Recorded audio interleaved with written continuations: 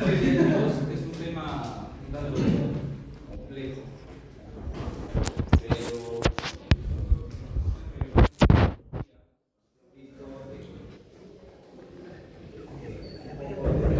de farmacología, han debido tocar esos temas congestiva. Vamos a ver algunas terminologías, algunas generalidades en cuanto a algunas moléculas, qué son, cuáles son los mecanismos que están implicados en la insuficiencia cardíaca, ¿ya? Y lo más importante, su terapeuta. Porque la insuficiencia cardíaca es una consecuencia de una enfermedad previa, ¿no es cierto? ¿Cuál es esa enfermedad previa que condiciona una insuficiencia cardíaca? Primeramente, ¿qué es insuficiencia cardíaca? En términos que ustedes entienden. Es como el corazón, yo no puedo. Hay otras bombear, pasando, o sea, como bombear. Según lo que he visto en los videos, estaba estudiando. O sea, la contracción es la que falla, no es bombear. Está bien. Ser. Pero está bien. Es cierto, hay una falla en el bombeo del corazón. Hay una disminución de lo que es el gasto cardíaco. ¿Ya? El gasto cardíaco es la frecuencia cardíaca por el volumen sistólico eyectado. ¿Cierto? Eso lo saben por fisiología. ¿Cierto? Vamos a ver eso. ¿No? Vamos a ver. Ya se les pasó. No puedan retroceder. ¿Me entienden? Entonces, hay una disminución del gasto cardíaco. ¿No es cierto? El corazón tiene la capacidad, pues ustedes todos lo saben, todos lo sabemos, de bombear sangre a todo y perfundir todos los órganos del cuerpo, ¿cierto? Entonces, cuando hay una disminución del gasto cardíaco, no hay una adecuada perfusión de los órganos y hay un daño irreversible, hay una sobrecarga en el corazón, comienza a haber una remodelación a nivel del tejido miocárdico, lo que se conoce como hipertrofia ventricular, ¿ya? Eso conlleva, bueno, mejor dicho, eso es una consecuencia de que ha habido una enfermedad previa o una condición previa que ha atenuado o acentuado, mejor dicho, este tipo de enfermedad, ¿no es cierto? Que es la hipertensión. Muy bien, la hipertensión. ¿Es su nombre? La hipertensión. Muy bien. Entonces, la hipertensión básicamente, ustedes ya conocen el mecanismo, que también lo vamos a retocar de nuevo acá con algunas particularidades, es el factor principal que desencadena la insuficiencia cardíaca, ¿no? Hay otras causas más, también hay otras causas más. Hay una causa, por ejemplo, ya lo vamos a ver más adelante, con condiciones genéticas, estilos de vida también, que tienen mucho que ver con el desarrollo de este tipo de enfermedades. Entonces, al definir la insuficiencia cardíaca, definimos que es un estado en el que el corazón no puede bombear sangre a un ritmo acorde con los requisitos establecidos hacia los tejidos del cuerpo, o puede hacerlo solo a una presión de llenado elevada, ¿cierto? Una presión de llenado elevada, o sea, que para que el cuerpo como medio compensatorio pueda perfundir adecuadamente los órganos, el corazón tiene que aumentar su frecuencia cardíaca, aumentar la fuerza de contractibilidad y también aumentar la presión, ¿cierto? Aumentar la presión. Esto lleva consigo a que el paciente presente diversos síntomas, entre ellos el más característico de la línea. Vamos a ver. Los pacientes tienen una respiración en particular, que también lo vamos a ver más adelante. ¿Ya? Entonces esto obedece en principal a un bajo gasto, ¿no es cierto? Un bajo gasto cardíaco, que también se denomina una insuficiencia anterógrada, ¿no es cierto? Y se caracteriza básicamente porque el paciente presenta fatiga, mareos, debilidad muscular, dificultad para respirar, lo que se ve agravado por el ejercicio físico. Todos los pacientes que tienen insuficiencia cardíaca, en su historia clínica, ustedes van a ver cuando lean los pacientes militar, que el paciente previamente, al momento de hacer algún tipo de esfuerzo físico, comenzó a presentar falta de respiración, algún pérdida de conocimiento. Otros pacientes presentan, por ejemplo, edemas en miembros inferiores que obedece a otro tipo de patología que está relacionada con la insuficiencia cardíaca, ¿no es cierto? Y luego está lo que es la congestión de órganos o insuficiencia retrógrada, ¿no es cierto? Clínicamente viene como edema periférico o pulmonar de mala digestión y ascitis en estos pacientes. ¿Por qué creen ustedes? Bueno, no se lo vamos a hacer en un video, pero ¿quién me dice por qué en insuficiencia cardíaca hay un edema en miembros inferiores? Razones muy simples. ¿Qué es el edema? Es una acumulación de un líquido, retención de líquidos, Es acumulación una de acumulación de líquidos líquido, en una perfecto. Una zona. acumulación de líquido. Hay una extravasación, una salida de líquido del espacio intravascular al intersticio, ¿cierto? Eso obedece a qué? A una deficiencia de válvulas venosas, ¿no es cierto? En las extremidades. Por eso que los pacientes a mayor edad presentan una insuficiencia venosa periférica. Por eso ven a los pacientes adultos, a las mujeres por sobre todo, con las venas varicosas, ¿no es cierto? Entonces, ¿qué pasa? En la insuficiencia cardíaca, insuficiencia ventricular derecha, ¿ya? ¿Cuál es la parte del corazón que distribuye sangre a los pulmones? ¿Seguros? A los pulmones.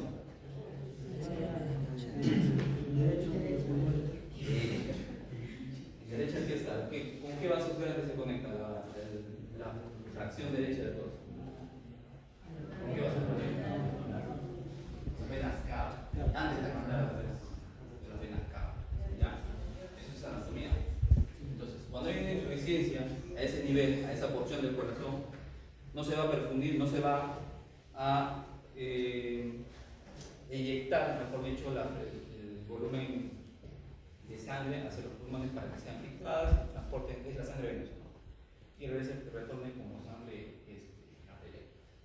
Entonces se va a generar una acumulación de sangre y eso va a generar una deficiencia de las válvulas venosas, ¿no? Y eso se traduce en una congestión en el ventrículo derecho y también se va a traducir en una acumulación de agua o edema en los miembros inferiores. Es una característica de la insuficiencia cardíaca ventricular derecha. ¿Ya? Muy bien. Hay una congestión de los órganos. ¿Ya? Si hablamos de los acontecimientos índice que dañan el músculo cardíaco, tenemos de manera general tres puntos, ¿cierto? Que puede ser un inicio brusco, que puede ser originario por un infarto de miocardio, puede ser un inicio gradual o insidioso, que generarse por una sobrecarga hemodinámica, una depresión de volumen, una depresión o volumen, y de origen hereditario como miocardiopatías hereditarias. ¿Qué miocardiopatías hereditarias? Deficiencia en la válvula mitral, deficiencia en la válvula tricúspide, ¿no es cierto? En los recién nacidos hay una condición que se llama ductus arteriovenoso, cierre del ductus arteriovenoso. Hay una porción del corazón que conecta tanto la vena, las venas pulmonares y la vena aórtica y la arteria aórtica, que no se cierran. Y todo recién nacido, cuando nace de manera innata, eso se cierra de por sí. Pero cuando no sucede esto, el bebito perfunde mal los órganos. Y el bebito es cuestión de días en que fallece. Y para eso se le administra un tipo de medicamento que se llama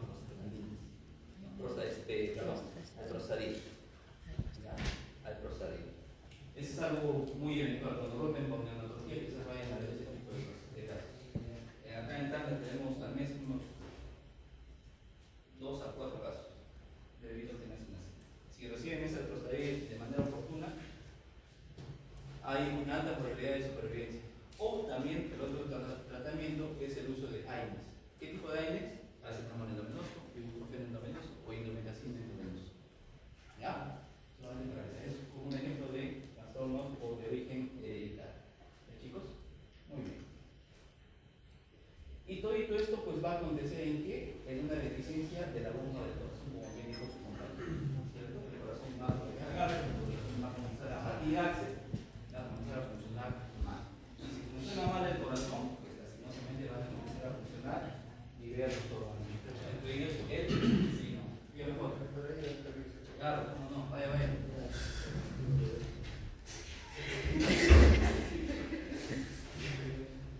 Consecuencia que muy bien, entonces todo esto conlleva a una deficiencia en la capacidad de bombeo de nuestro corazón, ¿cierto? Y para clasificar la insuficiencia cardíaca se emplean 2 escalas generalmente y están relacionadas en base a los signos y síntomas que presenta el paciente y también en base a la capacidad de efectuar alguna actividad física. ¿Ya? Están las clases de la Asociación del Corazón de Nueva York, ¿no es cierto?, en el que establecen 4 clases: ausencia de síntomas, síntomas leves, síntomas moderados, síntomas graves, ¿no? Cada uno con sus características. y los estadios del Colegio Americano del Corazón y la Sociedad o el Colegio Americano de Cardiología, ¿cierto? La Asociación Americana del Corazón y el Colegio Americano de Cardiología, establecen en estadios A hasta la D, ¿cierto? Cada uno con su característica particular. ¿Ya? Eso no es necesario, chicos, que ustedes se lo aprendan, inclusive durante la visita médica. Es el cardiólogo el que se encarga de establecer en qué categorías se encuentra el paciente. En algunos casos ni se preocupan por categorizar o usar este tipo de escalas. Lo hacen para sí mismos. Pero sí toman en cuenta algo muy importante, ¿no es cierto? Que es básicamente la fracción de eyección, ¿no es cierto?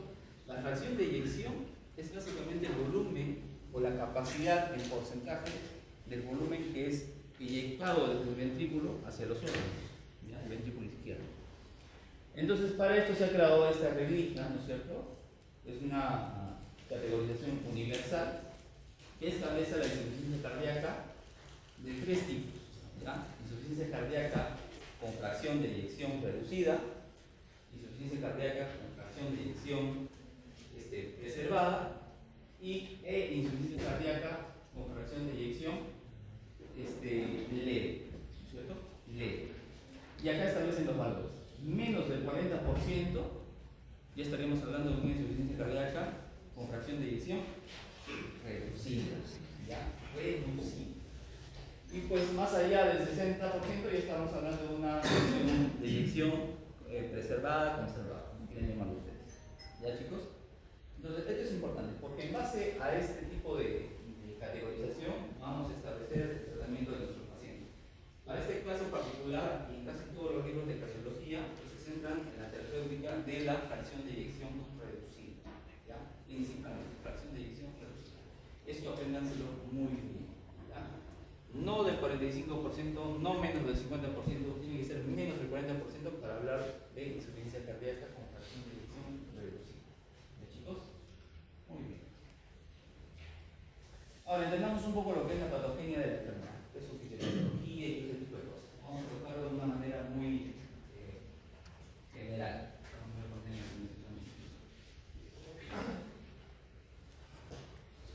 Lo que digamos en primera temporada, ¿no? Mi quita también está mal. Bien, entendamos un poco lo que es la patología de la enfermedad.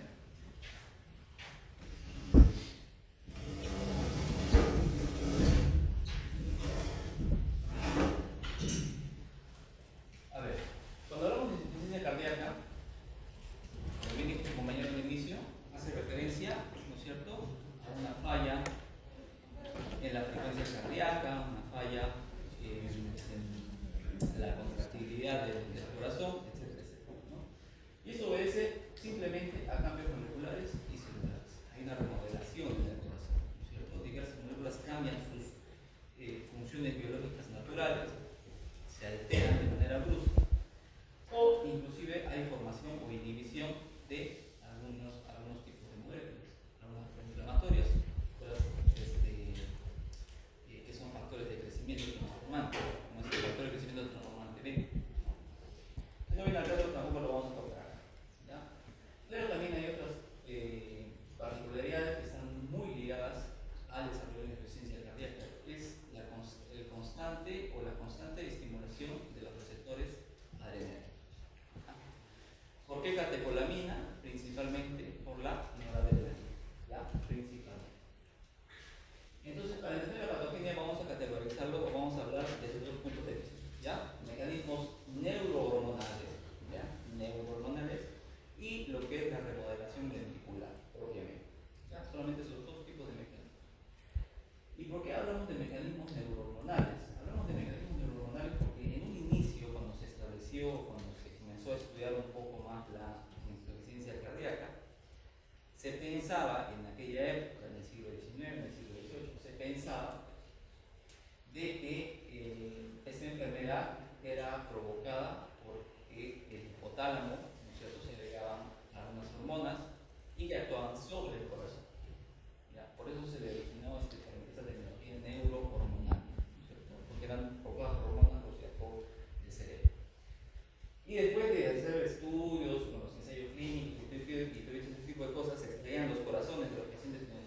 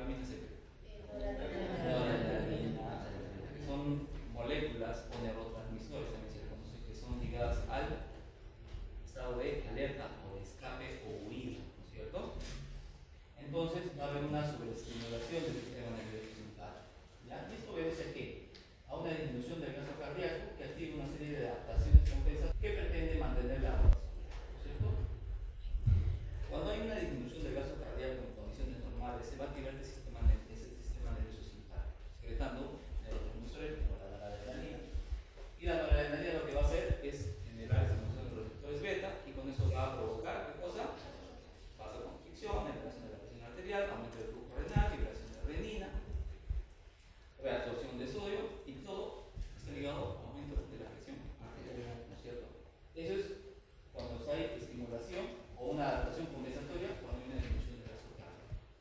¿Y esto a qué obedece también? Obedece a que se estimulan unos varoreceptores, ¿no es cierto? ¿Cuáles son esos varoreceptores?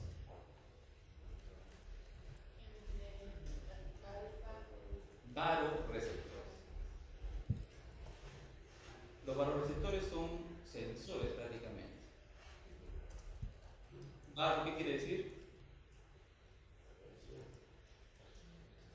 El antiguo griego, que quiere decir presión, ¿cierto?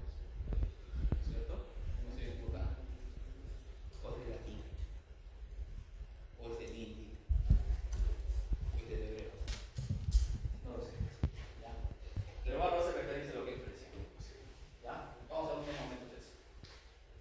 Esta activación del sistema nervioso simpático se produce en las primeras fases del insuficiencia cardíaca. Nosotros no siendo así con el sistema renina-angiotensina, aldosterona, que sucede después de este proceso. ¿Ya? Hay una inhibición concomitante en el tono también parasimpático. Si el simpático estimula la oída, el parasimpático relaja básicamente. ¿No es cierto? Eso tenganlo bien en claro. ¿Ya?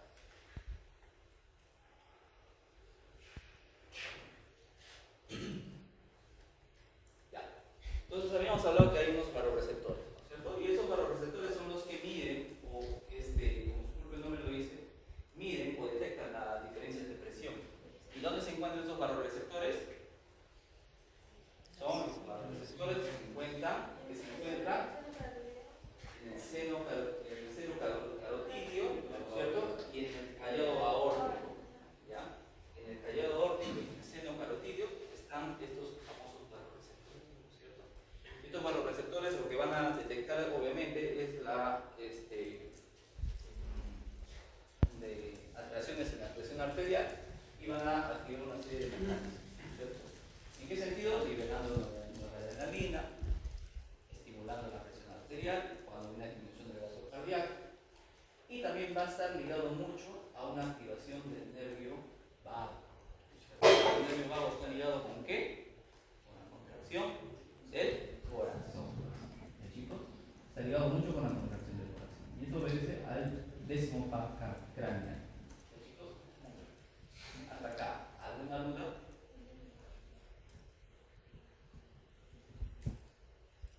Cheloy, ¿alguna duda? ¿Estás durmiendo? No, nada. ¿Cuántos tipos de varoreceptores tenemos? Si hay dudas, ¿te das cuenta? No son atentos. ¿Ves?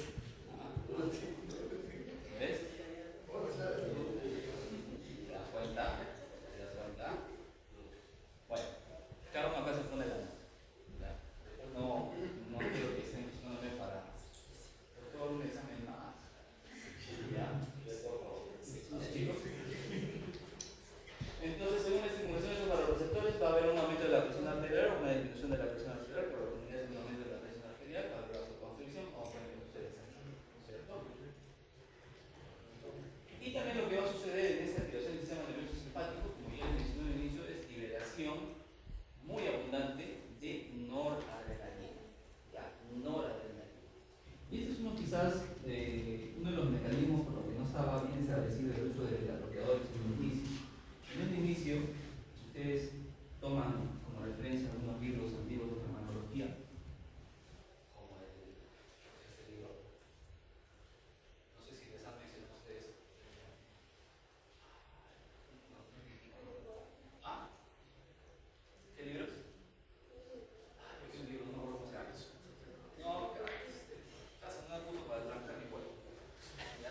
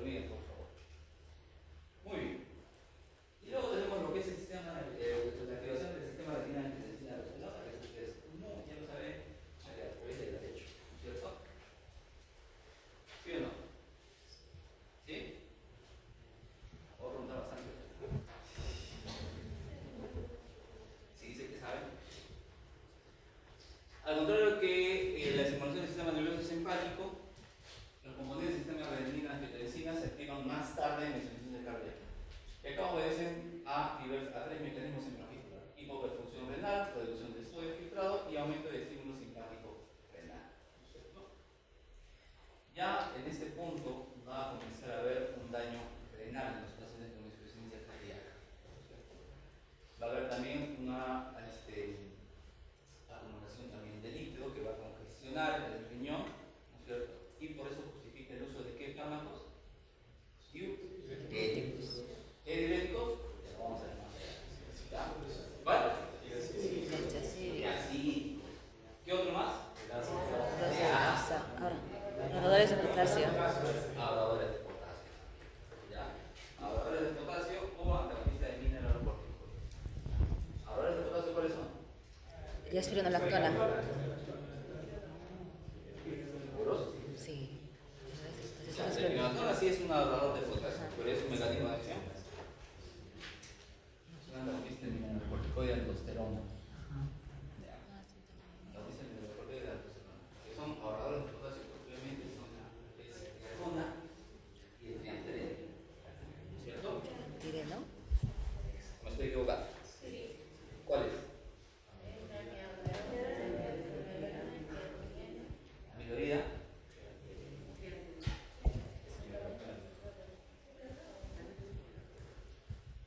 ¿Sí? Vamos, estoy pajarero. ¿Ya? Pero el esperanto es un antagonista mineralocorticoide de aldosterona. También es ahorrador de potasio, no está mal lo que he dicho. Es ahorrador de potasio.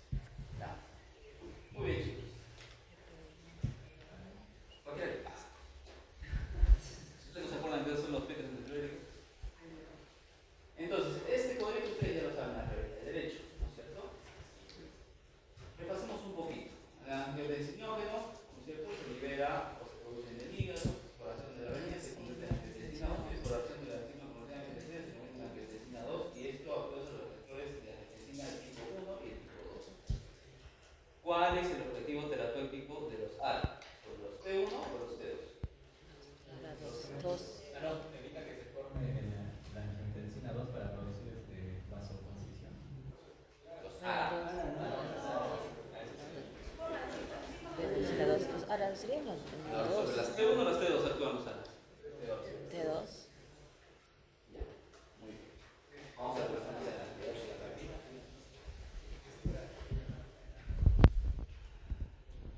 Hay maneras, mejor dicho, cuando hay activación del sistema renina angiotensina en la insuficiencia cardíaca, ¿no es cierto? Hay una sobreestimulación de la enzima convertida en angiotensina y una sobreproducción de angiotensina 2, ¿no es cierto? Esto va a traer consigo producción de aldosterona y consigo la reabsorción de sodio, acumulación de líquido, etcétera, etcétera, aumenta más la presión, ¿no es cierto? Pero hay también otro modo en que cuando se inhiben los ECA, ya, eso no sirve en inglés, cuando se inhiben los ECA también hay sobreproducción de angiotensina 2, ¿no es cierto? Que es a través de mecanismos que no dependen de la enzima convertida de angiotensina, ¿ya? Que obedecen a otro tipo de moléculas, en particular son las quimases, ¿cierto? Las quimases. Ahora, también la angiotensina 1, ¿ya? La angiotensina clásica que nosotros conocemos, también convierte la angiotensina 1 en otro tipo de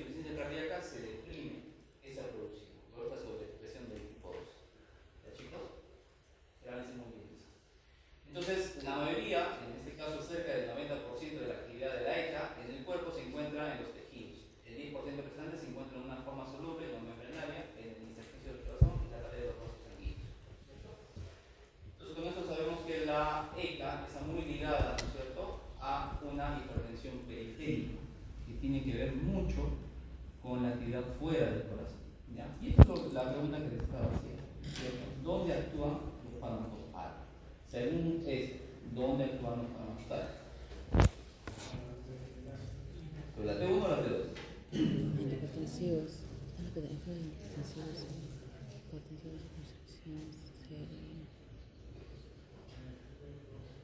¿La T2? No, la T1 sería. La T1 porque ahí están los estados hipertensivos. ¿T2 o T1? T1.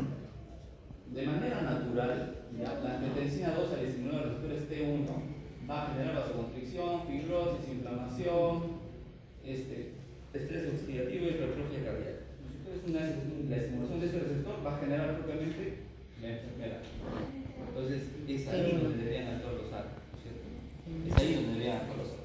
En cambio, los receptores de tipo 2, los receptores de angiotensina de tipo 2 y el receptor MAS tienen los famosos efectos antihipertensivos, que durante la insuficiencia cardíaca eso está disminuido. ¿Ya, chicos? Acuérdense bien. ¿Cuál es la enzima que produce la angiotensina 1,7? La enzima convertida en angiotensina tipo 2. ¿Ya? Tipo 2. Fármacos sobre esto no hay, al menos que yo conozca. ¿Ya? Si alguien sabe algo, me avisa por favor. Imagino que debe estar en el estudio todavía. ¿Ya? Muy bien.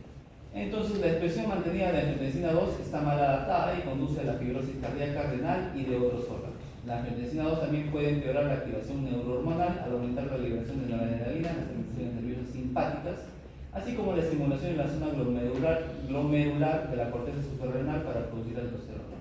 Y la expresión mantenida de aldosterona puede ejercer efectos perjudiciales al provocar la hipertrofia y fibrosis de los vasos y el miocardio, lo que contribuye a reducir la distensibilidad vascular y aumentar la rigidez ventricular.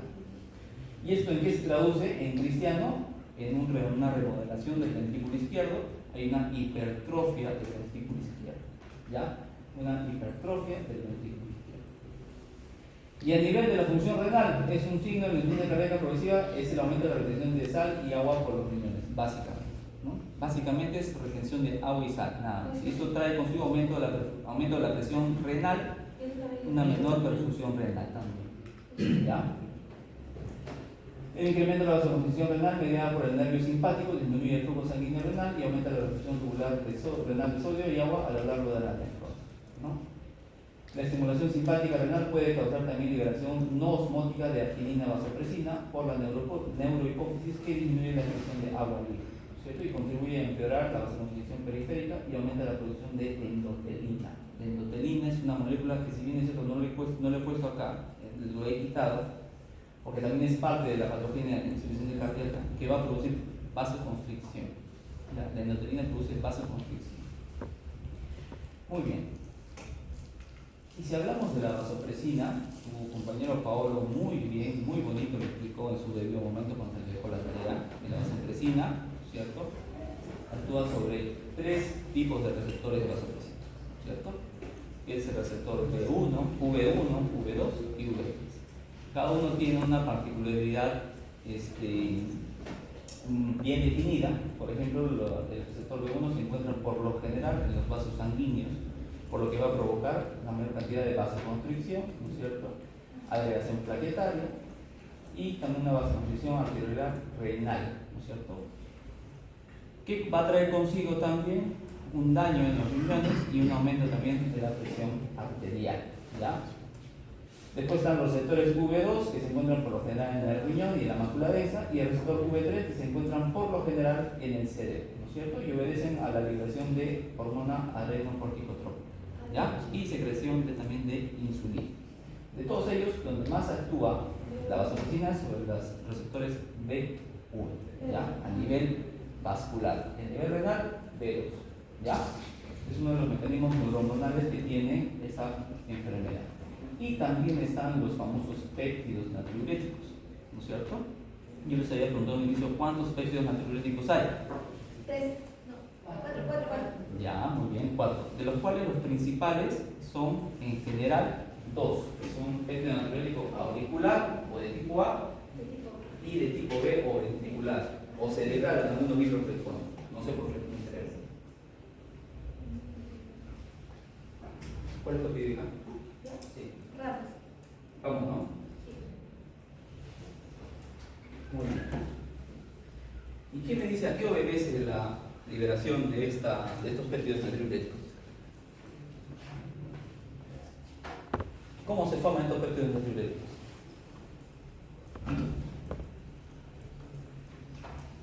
A ver. Quien me dice se gana 2 puntos. O sea, 2.0, no, 0.2. ¿Ya? Sin mirar su celular. Mal, ¿ves?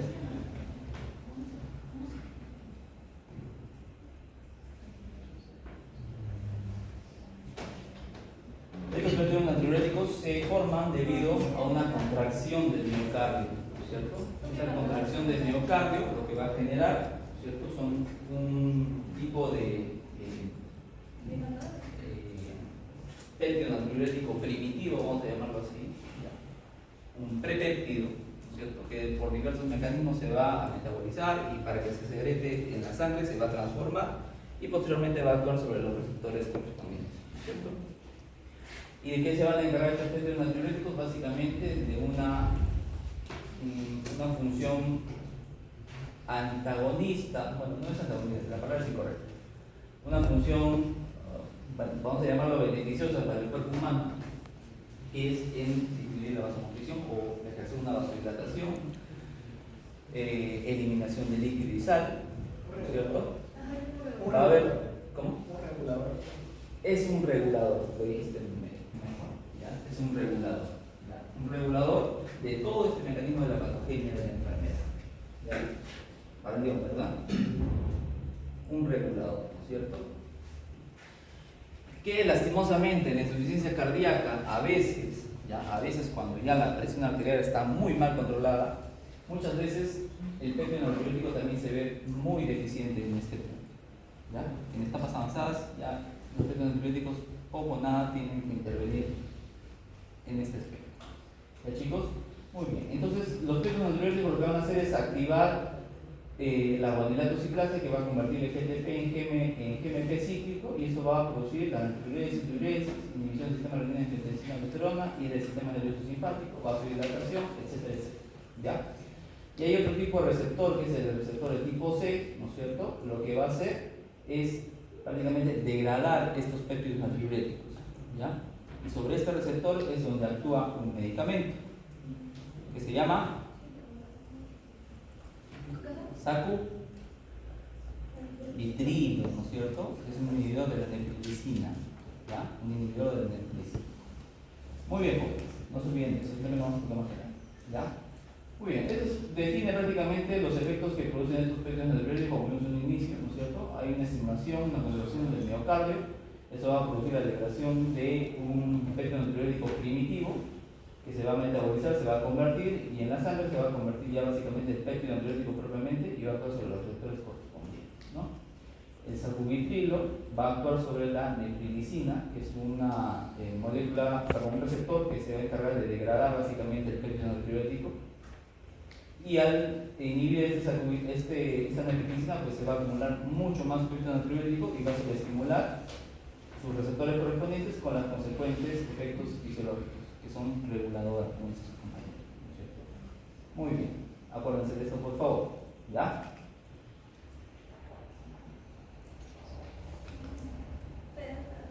¿Qué pasó? Pues si les voy a pasar las tres. ¿Qué pasó? ¿Para qué? Queremos saber. ¿Qué? Ya ven. No podemos cortar, tiene que ser constante. Tiene que ser constante, si no después sale cuando tengo sitio.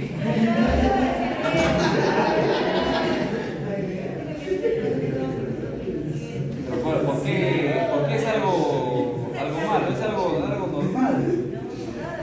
¿Por qué no es normal? A ver, ¿por qué no es normal?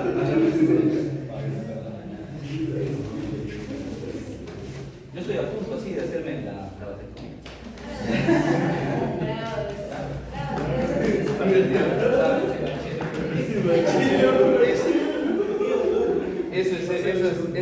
paternidad responsable. Muy bien. Porque no podemos traer un niño. Yo ya tengo una hija, por eso ya me siento ya como aunque todo el mundo me dice que tengo un hijo más, un hijo más, no.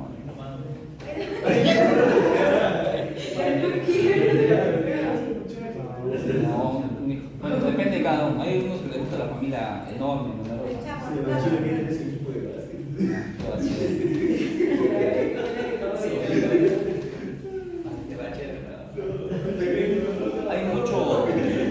Hay mucho morbo cuando se habla de temas anticonceptivos, cuando es algo totalmente natural.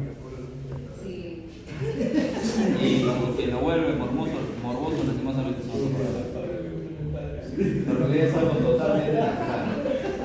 Hasta inclusive es una decisión responsable de la persona, sea hombre o mujer, que no tome esa decisión. Es una decisión responsable. Acá nadie es un gigante. Aquí nadie es un gigante. ¿Ya? Lo conozco como si los hubiera parido. Eso me dijo mi jefe. Yo lo conozco a ustedes como si los hubiera parido. Muy bien. No, mentira, las cosas convenidas se encuentran mal y se quedan por nuestras vidas. Bueno, en fin. Muy bien, chicos. Hasta aquí. ¿Está claro? ¿No es cierto? Vimos en un inicio, recapitulemos, ¿no es cierto? Vimos la activación simpática. ¿Qué sucede en la activación simpática? Si quieren ir a los cursos del Congreso de Adrenalina, ya se liberan la adrenalina, muy bien. ¿Ya? ¿Qué más? ¿Dopamina? Noradrenalina era. Noradrenalina, ¿no es cierto? Hay liberación de noradrenalina. Hay una sobreestimulación de los receptores beta, receptores beta de tipo 1, 2 y también los receptores alfa tienen una sobreestimulación, ¿cierto? ¿Cuántos tipos de varoreceptores hay? 4. Varoreceptores.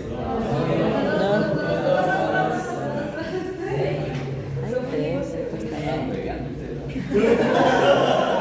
Dos tipos de varoreceptores, ¿cierto? Que son los varoreceptores del arco aórtico, del callado aórtico y de los senos carotídeos, ¿cierto? Cuando hay una disminución del gasto cardíaco, se activan esos varoreceptores. ¿Y qué es lo que van a hacer? Dime.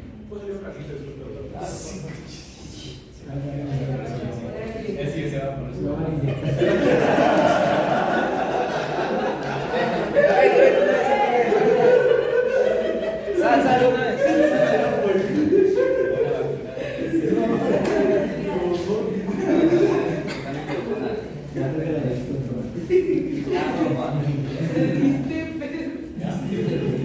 Muy bien.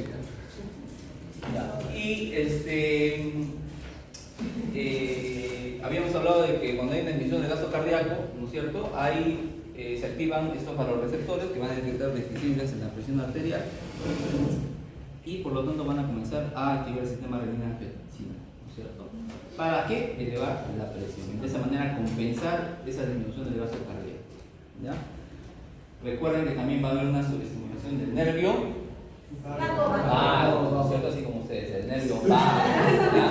Va a haber una sobreestimulación del nervio vago, ¿eso va a aumentar qué cosa?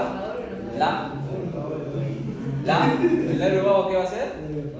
Va a aumentar la contracción del corazón, ¿no es cierto? La contracción del corazón. Muy bien, jóvenes. No saben, dice Jalo, lo dice el doctor Roy. Algunos sí son. El otro punto que vamos a tocar hoy día es el remodelado del ventrículo izquierdo, que básicamente obedece a una disfunción en la sobreproducción de la musculatura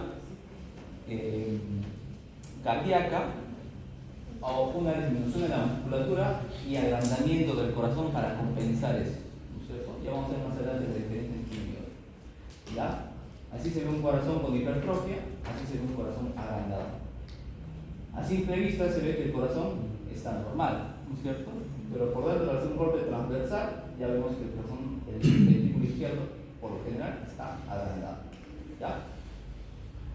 Entonces, para este caso, se ha propuesto que el remodelado del ventrículo izquierdo se relaciona directamente con el futuro deterioro del rendimiento del ventrículo izquierdo izquierdo y con una evolución clínica menos favorable en pacientes con insuficiencia cardíaca con fracción de eyección reducida. Recuerden que estamos tocando acá netamente la fracción de eyección reducida, ¿ya? Es la patología más común. Entonces, en una primera instancia va a haber una alteración en la biología del miocito cardíaco. ¿Con qué? Con una reducción en la expresión del gen de la cadena pesada de miocina alfa y con un aumento concomitante en la expresión de la cadena pesada de la miocina B. ¿Cierto? Hay una relación inversamente proporcional cuando sucede la insuficiencia cardíaca en la producción de la musculatura o de tejido muscular en el miocardio. ¿Cierto? Disminuye la miocina alfa y aumenta la miocina B. ¿Ya? Ya lo hacemos bien eso. Van a haber también alteraciones en el citoesqueleto, van a haber alteraciones en el acoplamiento de la excitación y la contracción en el metabolismo energético, va a haber un mayor consumo energético y una desensibilización de la transmisión de las señales beta-ADN. ¿Ya? Una desensibilización de la transmisión de señales beta-ADN. Entonces acá, para entender un poco la hipertrofia del ventrículo izquierdo, vamos a clasificarlas de dos maneras, o hay dos patrones que se ven por lo general, ¿ya? Según el tipo de remodelado que hay, ¿ya? El primero de ellos obedece básicamente a una hipertrofia por sobrecarga de la presión. ¿Y cómo se manifiesta? Una hipertrofia concéntrica, ¿no es cierto? Se agranda el tejido muscular, pero se mantiene, ¿no es cierto?, la forma del corazón. O sea, por dentro es alterado, pero por fuera se ve normal, ¿no es cierto? Por fuera flores y por dentro temblor, ¿cierto? El aumento de la sobrecarga en la pared sistólica conduce a la adición de sarcómeros en paralelo, por eso les he puesto acá subrayado en negrita o resaltado en negrita, ¿ya? Un aumento del área transversal del miocito y un incremento del espesor de la pared del ventrículo izquierdo, ¿cierto? ¿Dónde se ve eso? ¿O es consecuencia de qué? Cuando hay una estenosis aórtica y también cuando hay hipertensión arterial constantemente o mal controlada, ¿ya? También asociado a alteraciones de señalización dependiente de la proteína sinasa 2 y a su vez dependientes de calcio al músculo. Y el otro punto que también obedece a la hipertrofia del ventrículo izquierdo es la hipertrofia por sobrecarga de volumen. En este caso hay una sobrecarga interna del corazón con la que se manifiesta con una hipertrofia excéntrica, ¿no es cierto? El corazón se ve mucho más agrandado, pero con el tejido muscular disminuye, ¿ya? El incremento de la sobrecarga diastólica de la pared conduce a un aumento de la longitud del miocito con la adición de sarcómeros en serie, lo que engendra una dilatación del ventrículo izquierdo. Una dilatación nada más del ventrículo izquierdo. El otro es un engrosamiento, un crecimiento del espesor del ventrículo izquierdo. ¿Y esto obedece a qué? A una insuficiencia aórtica o una insuficiencia mitral. Y asocia también a la activación de la proteína quinasa B. ¿Ya? Por eso en pacientes cuando tienen insuficiencia cardíaca muchas veces se les dosa creatinquinasa, ¿ya? Creatinquinasa basal o total, ¿ya? Si hay infarto de miocardio, se dosan por lo general troponinas, ¿ya? Por lo general se dosan troponinas, que es inespecífico, ¿ya? Pero cuando haces un estudio para evaluar el daño del corazón, haces dosaje de troponinas, ¿ya? Para este caso usamos CKMB, ¿ya? O creatinquinasa basal. Muy bien, chicos, hasta aquí. ¿Está claro esto? ¿Sí? ¿De qué dicho Manacho? Alguien tiene que decirlo. Cuando hagan su número van a decir. Y esta es la radiografía clásica de una hipertrofia del ventrículo izquierdo. El corazón está muy agrandado. Nosotros acá estaremos contra una hipertrofia de qué tipo? ¿Concéntrica o excéntrica? Excéntrica, ¿cierto? Y esta es la diferencia. En resumen de lo que hablamos anteriormente, acá se traduce en este gráfico, ¿cierto? El modelado ventricular están en paralelo, ¿no es cierto?, los sarcómeros, y acá están en serie los sarcómeros, ¿no? Esa es la principal diferencia, y también en el tipo, ¿no es cierto?, de la hipertrofia. ¿Ya, chicos? Muy bien. Signos y síntomas de insuficiencia cardíaca, el principal de ellos, como les mencioné en un inicio, es la disnea, ¿ya? Y la disnea que progresa mucho más con el esfuerzo, ¿ya? Cuando un paciente está haciendo su vida diaria, sus actividades diarias, comienza a presentar fatiga, ya nos podría dar un indicio, y más todavía si es hipertenso, y más todavía si es adulto mayor, de que está padeciendo de una insuficiencia cardíaca. Aunque la disnea es un signo inespecífico porque pueden ser muchas cosas, ¿ya? Es un problema pulmonar, pero ya nos da un inicio de dónde está apuntando o dónde va a apuntar, en este caso, el clínico para establecer el diagnóstico. ¿Ya? Con el edema también se puede. En el edema también. En el edema también, en una endocarditis también puede haber disney. ¿Ya? En un trauma torácico también puede haber disney. O sea, un montón de cosas que pueden diferenciar la disney. Obviamente en el trauma torácico es evidente que hay un trauma y obviamente hay disney, ¿no es cierto? Entonces la disnea parafísica nocturna, que se presenta cuando el paciente está tumbado en la cama, es uno de los indicadores más fiables de insuficiencia cardíaca, ¿no es cierto? La respiración de Cheyne-Stokes, ¿no es cierto? Es una respiración característica, periódica, en la que el paciente respira de esta manera, ¿no es cierto? Respira de manera rápida y muy profunda. Bueno, profunda en término medio, pero de manera rápida, se llama respiración Cheyne-Stokes.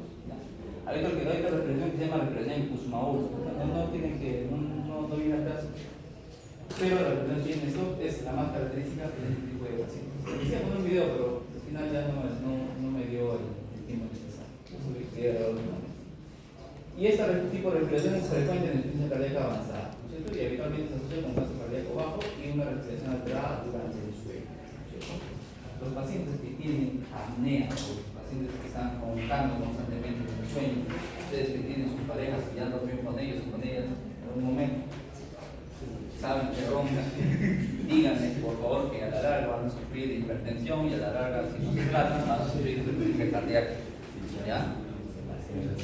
Y aquellos que roncan ya de vez en cuando, es un tema netamente de los cornetes, ¿no? O una división del cabello. Es una manera elegante y bonita de decir: me quiero operar la nariz. ¿Cierto? Yo tengo ese problema. Yo no respiro con una nariz. Con una cosa más.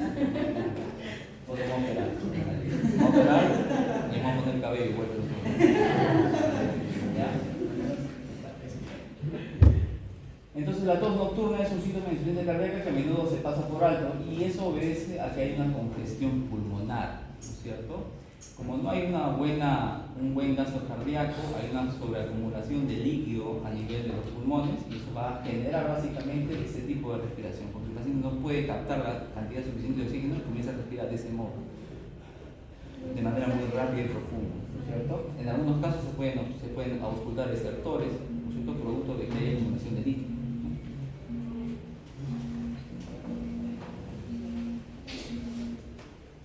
Una vaina cuando debes plata al banco.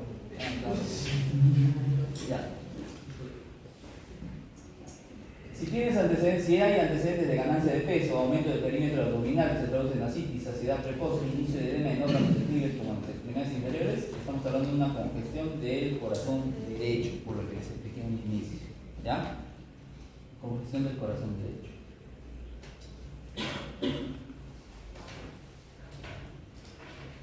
Otro síntoma básico es la fatiga, que generalmente se refleja con una disminución del gasto cardíaco, de respuestas metabólicas anómalas al ejercicio de los músculos pélvicos. Les acabo de mencionar que el paciente, por lo general, disminuye su actividad física. Este es un videito que quise ponerles, no sé si se escuchan.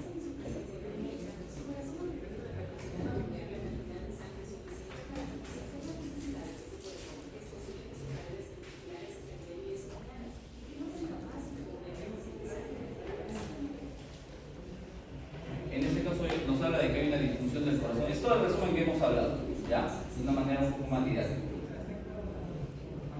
Ven que el corazón está agrandado, en este caso hay una hipertrofia,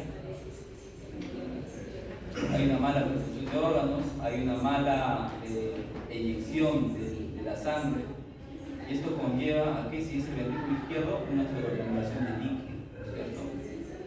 ¿Qué es esto de acá? ¿Qué venas son? Pulmonares, ¿ya? Esta es la respiración clásica, Cheyne-Stokes, ¿no? Hay una acumulación de líquido.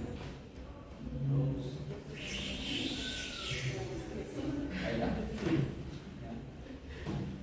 Y si la difusión es en el ventrículo derecho, ¿no es cierto?, va a haber una sobreacumulación, ¿no es cierto?, de sangre, o no va a haber una adecuada perfusión o una adecuada eyección de la sangre hacia los pulmones y se va a acumular en la vena cava inferior y eso va a traducir en edema. ¿Ya? Esa es la explicación que ustedes me van a dar cuando les ponga unos 5 casos clínicos de INR. ¿Ya? Muy bien. ¿Alguien quiere decir algo? ¿Nadie? Muy bien.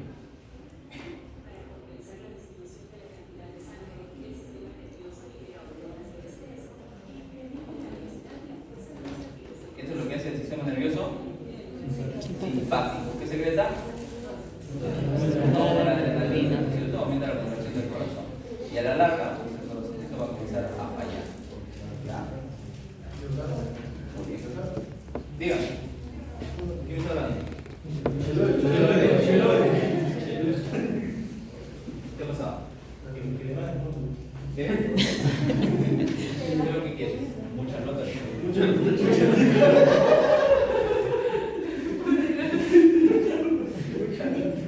Doctor, una pregunta. ¿Y puede haber un caso de hipotensión con insuficiencia cardíaca? No. No, es bien raro ver hipotensión con insuficiencia cardíaca.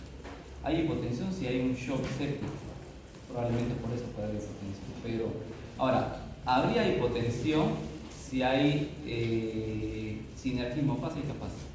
Si hay sinergismo en el uso de diuréticos con fármacos YECA o ARA. ¿Ya? Se dice de que si se asocia un beta bloqueador con un ARA, por lo general hay una alta probabilidad de que haya hipotensión.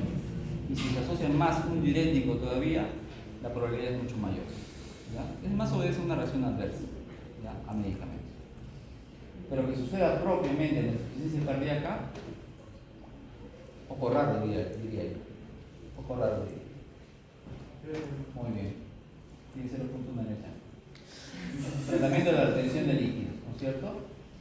Básicamente acá en la farmacoterapia de la insuficiencia cardíaca es disminuir la carga que tiene el corazón, ¿no es cierto? De inyectar los líquidos, no los líquidos, sino la sangre a los órganos. ¿Y cómo disminuimos esa carga? Usando diuréticos, básicamente, ¿no? Y cada uno pues va a tener su particularidad en el uso, ¿ya? Por ejemplo, los diuréticos de ASA van a aumentar la presión de sodio hasta un 20-25% de la carga filtrada de sodio. Son los primeros fármacos en utilizarse en una insuficiencia cardíaca, ¿ya? Por lo general, el vía oral, si el paciente está en la nasaca u otro tipo de condiciones, usamos el bien de veloz, ¿ya? Pero ¿qué pasa con los diuréticos de ASA? ¿Qué nos eliminan? Potasio, ¿cierto? Nos eliminan potasio, ¿ya? Entonces, el paciente puede contar con una hipopotasemia, también puede haber una hipomagnesemia, ¿ya? Que se producen trastornos del estado de conciencia. En el caso de la hipopotasemia, obedece también a problemas en la conducción del corazón, ¿ya? Que se puede traducir en algún tipo de arreglo, ¿ya? ¿Los podemos asociar a ahorradores de potasio? Una manera de compensar eso es el uso de ahorradores de potasio, pero tiene que ver mucho también la condición en la que se encuentra el paciente. Los diuréticos de ASA, por lo general, ¿ya? No son indicados en pacientes nefrópatas, pacientes diabéticos, pacientes con insuficiencia renal, ¿ya? Se descarta el uso de diuréticos de ASA, ¿ya? Se prefiere otro tipo de fármacos que pueden ser los tiacídicos, ¿ya? Los tiacídicos. Los diuréticos de ASA, muy aparte de disminuir el volumen, también te van a bajar la presión arterial. Es un beneficio que tienen también los diuréticos de ASA, ¿ya? Son los que van a arrastrar la mayor cantidad de líquidos, van a eliminar la mayor cantidad de líquidos, ¿ya? Luego tenemos los famosos diuréticos tiacídicos que muestran la expresión fraccional de sodio hasta un 5 al 10% de la carga arterial, ¿ya? Los diuréticos tiacídicos por lo general no eliminan mucho líquido, solamente se encargan netamente de la eliminación de sodio, ¿ya? Solamente de la eliminación de sodio y una fracción determinada. Estos fármacos sí serían apropiados en pacientes adultos mayores, diabéticos y nefrópatas con insuficiencia renal terminal o aguda sin corazón, ¿ya? Y por último tenemos los diuréticos ahorradores de potasio, ¿no es cierto? Que su principal beneficio pues básicamente es antagonizar, dependiendo del fármaco, la expresión, la sobreproducción de aldosterona y también mitigar los riesgos relacionados con los diuréticos de ASA, que es ahorrar el potasio, ¿ya? Ahorrar el potasio. De cada uno de estos fármacos que vamos a ver acá, chicos, ustedes me van a estudiar también sus efectos adversos más importantes, ¿ya? Sus efectos adversos más importantes de todos los fármacos que vamos a ir viendo en lo que queda de la clase. ¿Ya? He quitado como creo que 10 diapositivas de perdón, lo cambié creo antes de que tomara foto.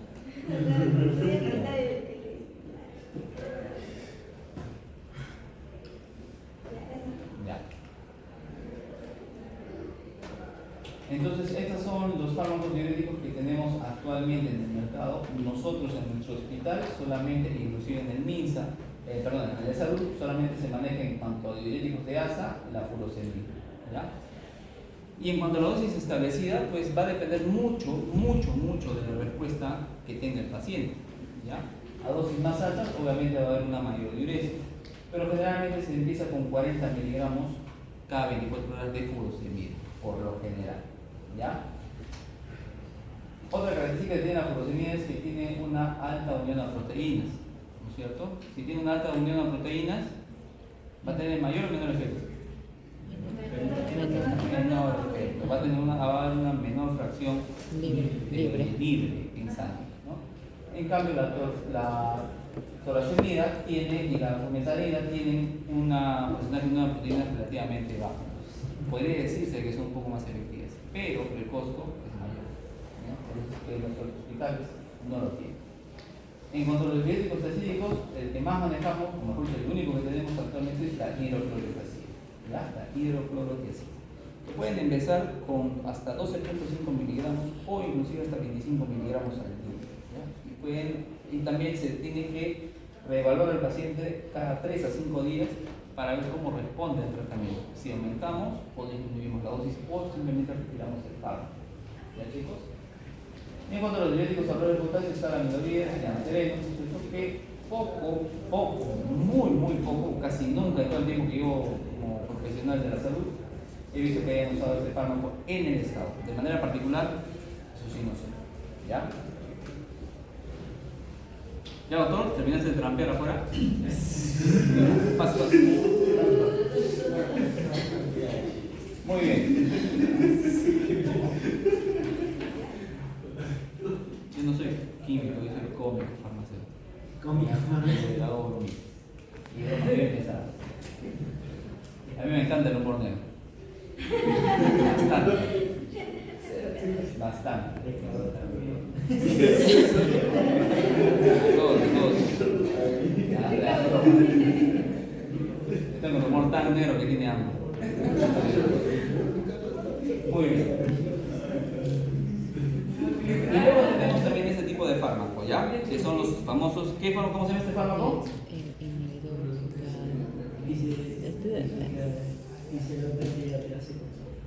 No, es el inhibidor. Inhibidor, el cotransportador de sodio de glucosa tipo 2. ¿Cuál es el fármaco representativo o los fármacos representativos de ese grupo? La dapaglifosina, la empaglifosina. ¿Ya? Dapaglifosina, empaglifosina. Son fármacos que se han unido, se han incluido en las últimas guías del tratamiento de la insuficiencia cardíaca. ¿Ya? ¿Por qué? Porque han demostrado tener un gran beneficio, ¿no es cierto? No solamente en la disminución de agua y sodio, sino que también, ojo que este fármaco se usó en un inicio para tratar la diabetes, sino que también se ha visto que tiene un alto beneficio en la remodelación del ventrículo izquierdo, en la disminución de los síntomas mejor dicho, en la atenuación de los riesgos de la insuficiencia cardíaca, ¿no? O de las consecuencias de la insuficiencia cardíaca. Entonces, este fármaco es responsable del 90% de la absorción de glucosa por el riñón, la absorción tubular proximal de sodio y la absorción pasiva de cloro. ¿Ya? Sin embargo, este fármaco, últimamente están habiendo casos en los que se reporta una acidosis metabólica. ¿Ya? Obviamente son casos aislados, pero llama mucho la atención. Nos lleva a pensar que estos fármacos hay que tener bastante cuidado en su uso. ¿Ya? ¿Para qué también se usa este tipo de fármacos? No solamente para la insuficiencia cardíaca, sino también se usa para bajar de peso, ¿no? Junto con los análogos de la GLP-1, dinelipina y ese tipo de cosas. Son los únicos fármacos de última generación para bajar de peso, ¿no? Atentos todos los gorditos. ¿Ya? Muy bien. Sin embargo, este fármaco es relativamente carito. Cada tableta creo que está entre 7 a 10 soles, me parece. El paciente creo que tiene que usar OPS. Entonces, recién este año, creo que en junio o en julio, han aprobado en el Directorio Nacional de Medicamentos el uso de estos fármacos. Es decir, que el Estado ya puede, o nosotros ya podríamos comprar para poder usar esos fármacos en nuestros pacientes.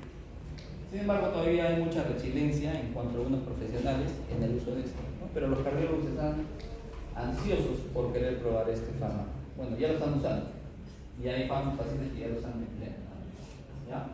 Entonces, estos fármacos están dentro de la primera línea, junto con los diuréticos, para tratar la insuficiencia cardíaca, ¿ya? Los inhibidores del cotransportador de sodio glucosa tipo 2. El aumento de la absorción de sodio y cloruro en el tubo proximal da como resultado una menor concentración de cloruro en la mácula densa, que a su vez provoca la dilatación de la arteriola diferente y aumenta la filtración glomerular por retroalimentación túbulo-glomerular, que preserva el flujo sanguíneo renal y la circulación glomerular. Mantiene básicamente la función renal del paciente, ¿no es cierto? La idea, son otras palabras. No tiene nada que ver con la creatinina, pero sí mantiene la perfusión adecuada en los riñones. En el caso de la conversión del uso de diuréticos, tenemos los principales, que son los factores metabólicos y electrolitos. El principal de ellos es la disminución del potasio sérico, que se traduce en arritmias cardíacas, ¿no? Si tenemos un paciente que le están administrando un ahorrador de potasio, un diurético de asa, y nuestro potasio está en 3.1, tenemos que suspenderle el uso de diurético de asa y administrar en este caso al paciente dos opciones: o le damos un suplemento de potasio, o le damos resto de potasio, o le administramos un ahorrador de potasio, ¿cierto? Muy bien, chicos. Es el principal. También hay hipomagnesemia, pero no viene al caso en un momento, ¿ya?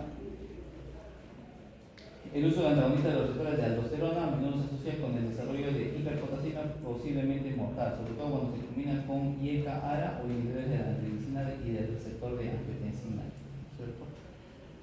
Esta es la otra cara de la moneda cuando se administran fármacos ahorradores de potasio, ¿ya? Por lo general, que también se traduce, ¿no es cierto?, en un tipo de fibrilación auricular, ¿ya? Y se asocia mucho más cuando usas antiarrítmicos, ¿ya?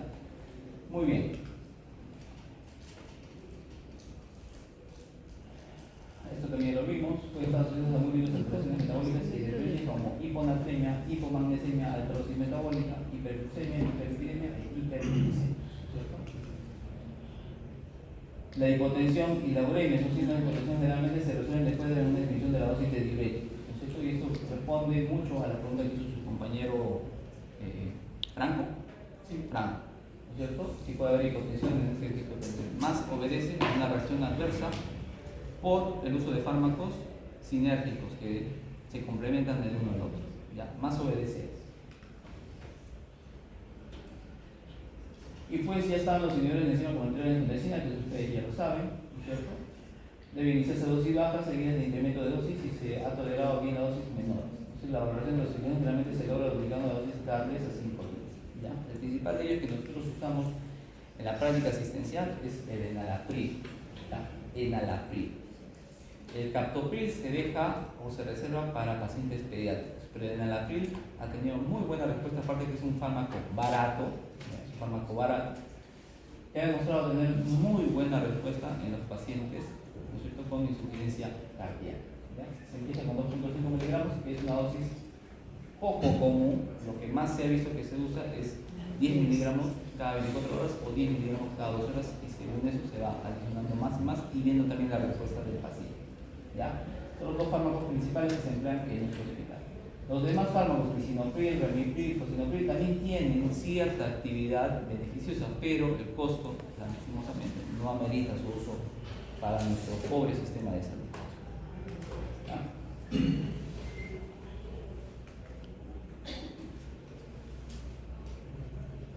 La interrupción abrupta del tratamiento con un IECA puede conducir a un deterioro clínico y por lo tanto debe evitarse en ausencia de complicaciones posiblemente mortales, que es el angioedema, ¿no? Es un clásico efecto adverso del IECA, y la hiperpotasia.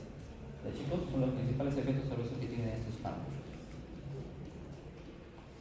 Antagonista receptora de angiotensina tienen casi el mismo beneficio que presentan con los YECA, ¿ya? La particularidad es que presentan, o mejor dicho, son mejor tolerados en los pacientes que presentan tos con el uso de YECAs o presentan problemas con el uso de YECAs. Es la segunda medida. Últimamente ya se están empleando como primera línea estos famosos ARA. En particular caso, el losartán, ¿ya? El candesartán también es tan bueno, hasta me atrevo a decir un poco mejor que el losartán en cuanto al manejo de la hipertensión y la insuficiencia cardíaca. El detalle es que el candesartán cuesta hasta 10 veces más lo que costaría un losartán. Creo que hasta 20 veces más, ¿ya? Y el valsartán, pues obviamente se reserva para casos muy especiales y generalmente asociado con otro fármaco que es la antagonista del receptor de neprilicina, que es el sacubitril, ¿ya? Eso se reserva para casos muy particulares, en donde no se ve respuesta con los YECA y tampoco se ve respuesta con los ARA, ¿ya? Ahí recién se usa ese otro grupo de fármacos. Y la dosis de losartán por lo general va de 12.5 hasta 25 miligramos en una sola dosis. Y pueden obedecer hasta 50 miligramos una dosis al día, ¿ya? Hay algunos casos en los que los clínicos han usado hasta 100 miligramos al día, ¿ya? Pero repartidos en cada dosis. Que no es una práctica común. Todo el tiempo que he estado en el hospital solamente he visto esa práctica cuántas veces, unas 10 veces a lo mucho. Después el resto, que son un promedio de 100, 50 miligramos cada 24 horas, a lo mucho, nada más. Y con esto, vigilar de todas maneras si hay riesgo de hiperpotasemia, ya que es uno de los efectos secundarios principales del uso de losartán, candesartán o valsartán, ¿ya? Luego están los inhibidores de la neprilicina, que es el primer fármaco terapéutico en su clase, que es una molécula que combina el valsartán, ¿no es cierto?, con el sacubitril, ¿no es cierto?, una mezcla racémica de 1 a 1. Y la combinación de este fármaco enlentece la degradación de péptidos natriuréticos, la bradiquinina y la adrenomedullina, mejorando de una forma la diuresis y la natriuresis y la relajación miocardial. Acuérdense que la neprilicina, ¿de qué se encarga? El receptor de neprilicina, la molécula neprilicina, ¿de qué se encarga? Neprilicina.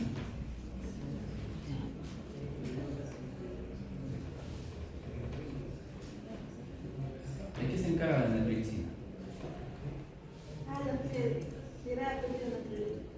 Degrada el péptido natriurético, ¿no es cierto? Y habíamos dicho que el péptido natriurético tiene función reguladora. Entonces, la idea de inhibir esta neprilicina es que hay una mayor concentración de estos péptidos natriuréticos con la consecuente beneficio de vasodilatación, menor retención de sodio, mayor eliminación de agua, etc. O se llaman péptidos natriuréticos, eliminan agua y sodio, ¿cierto? Ese es el principal efecto que tiene este fármaco, ¿ya?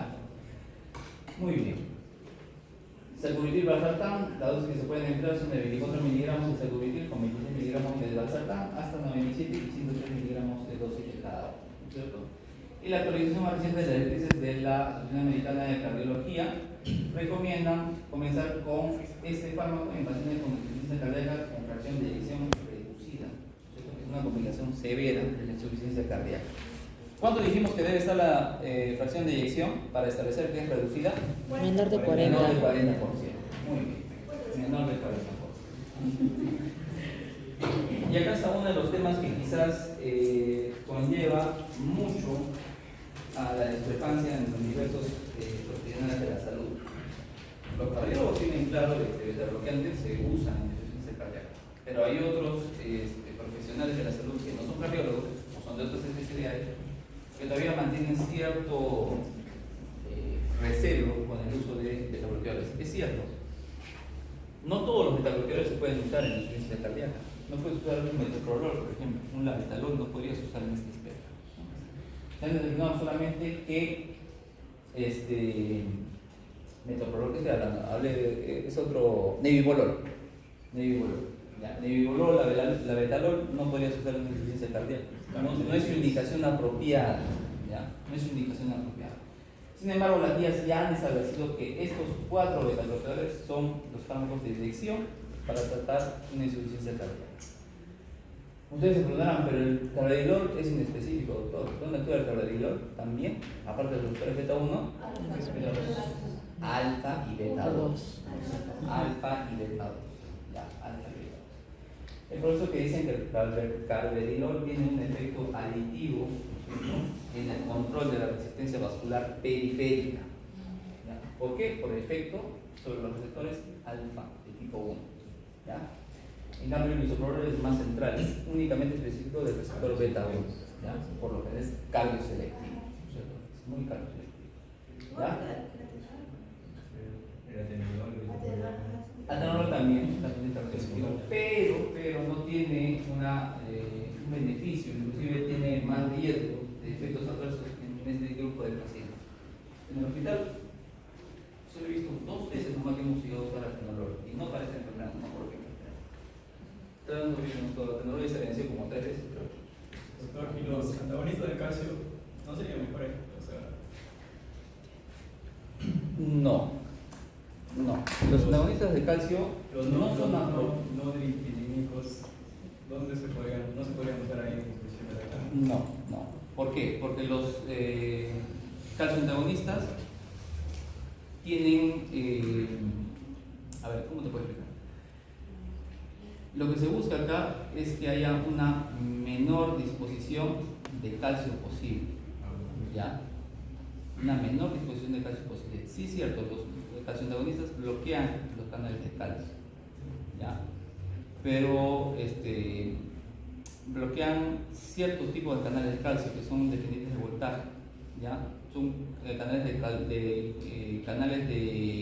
dependientes de voltaje de tipo L, que no tienen nada que ver mucho o no están muy ligados a la patología o a la fisiopatología de la insuficiencia cardíaca. Por eso es que poco o nada se emplean los calcioantagonistas, independientemente de si son dihidropiridínicos o no. ¿Ya? Eso se reserva mucho más cuando el paciente tiene un infarto de miocardio o tiene una angina de pecho. ¿Ya? Más se reserva esos fármacos para eso. Y también para hipertensión arterial, ¿en qué tipo de pacientes? Mayores de 65 años, ¿ya? Adultos mayores. ¿Ya? En las guías, por ejemplo, no te establecen el uso de calcio antagonistas. Algunos no te establecen el uso de calcio antagonistas. ¿Ya? Entonces, los betabloqueantes ya nos queda claro de que tienen un efecto muy favorable, ¿no es cierto?, en la remodelación del ventrículo izquierdo, ¿ya? Con la atenuación de los receptores y el bloqueo básicamente del uso de la noradrenalina en ese tipo de receptores. Muy bien.